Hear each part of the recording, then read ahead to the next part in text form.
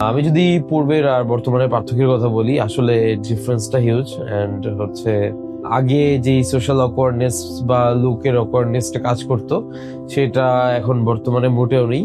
রেজাল্টটা সত্যি কথা বলতে আমার যেটা প্রত্যাশিত ছিল তার থেকে অনেকটা বেশি পেয়েছি। 1.5 বছর পর আমার অভিজ্ঞতা বলতে, শুরুতে যেটা মানুষের হয়তো একটু চোখে পড়তো যে না, হঠাৎ করে তার এই রিকভারি ইমপ্রুভমেন্টে কিভাবে আসছে, তো সেটা আসলে আস্তে আস্তে ইউজ টু হয়ে যায় মানুষজন। তো এখন আর ওটা নিয়ে গায়ে লাগে না। প্লাস হচ্ছে গিয়ে 1.5 বছর পরে যেহেতু একটা কমপ্লিট রেজাল্টটা পাওয়া যায়, অ্যান্ড আমি আমার রেজাল্ট নিয়ে খুবই স্যাটিসফাইড। হ্যালো এভরিওয়ান, আমি আবারও হেয়ার ফ্রি হেয়ার গ্রো ক্লিনিকে আসলাম প্রায় 1.5 বছর পর। আমি একজন ফ্রিল্যান্সার, আমি এসেছি মহাখালী থেকে, আমার বয়স 30। আমি আমার রেজাল্ট নিয়ে ফুললি স্যাটিসফাইড। হ্যাঁ, কারণ আমার আগের সিচুয়েশনটা খুবই খারাপ ছিল, এবং thank you hair free hair গ্রোকে যে আমার যে কনফিডেন্সটা আমি হারিয়ে ফেলেছিলাম সেটা রিকভারিতে হেল্প করার জন্য। পূর্বের অভিজ্ঞতা যদি বলি, আমার হেয়ার ফলটা হয়ে যায় খুবই আর্লি এজে।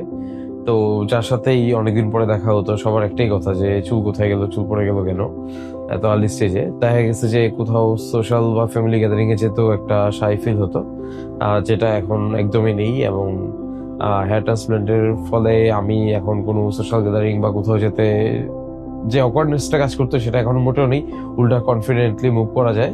Thank you hair free hair grow এবং সকল ডক্টরদের যে ওরা হেয়ার ট্রান্সপ্লান্ট এমনভাবে করেছে যেটা টোটালি ন্যাচারাল একটা লুক দেয়, এবং এটা যে ট্রান্সপ্লান্টেড হেয়ার সেটা আসলে বোঝাই যায় না। আমার 1.5 বছর হয়েছে আমি ট্রান্সপ্লান্ট করেছি, এর মধ্যে আমি কোনো সাইড ইফেক্ট বা কোনো ইস্যু কোনো কিছুই ফেস করিনি। সবকিছুই আসলে স্মুথলি ছিল। অপারেশনের পর থেকে এখন পর্যন্ত আমার কোনো প্রবলেমই ফেস করা লাগেনি।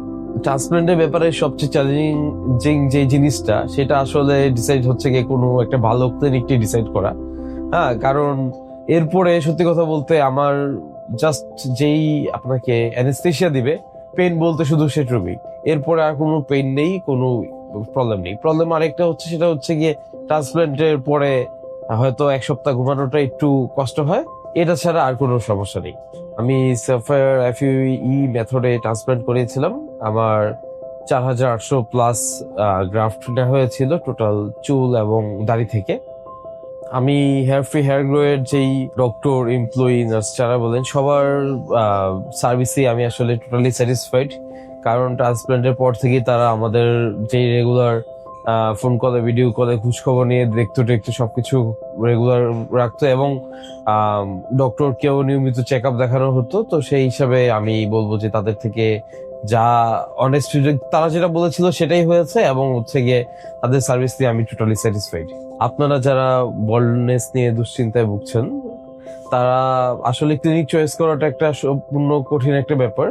কিন্তু আপনারা প্রিভিয়াস কাস্টমারদের রিভিউ দেখবেন, তাদের পূর্বের বর্তমানের অবস্থা দেখবেন, এবং দেখি আশা করি ভালো একটা ডিসাইড করতে পারবেন। আমি হেয়ার ফ্রি হেয়ার গ্রো বাংলাদেশে আসার অনেক আগে থেকেই তাদেরকে আমি ফলো করতাম, এবং আমি ওদের একদম প্রথম দিকের কাস্টমার, এবং সেই হিসেবে বলতে পারি। এবং বর্তমানেও আমি যখন আসি, অন্যান্য যেসব আমি পেশেন্টদের দেখে বলতে পারি যে আমার ডিসিশনটা সম্পূর্ণ সঠিক ছিল। এবং আশা করি আপনারা যদি ক্লিনিকে ভিজিট করেন, তাদের ডক্টরের সাথে কথা বলেন, আশা করি আপনারাও এখানেই করতে বেস্ট হবে আপনাদের জন্য।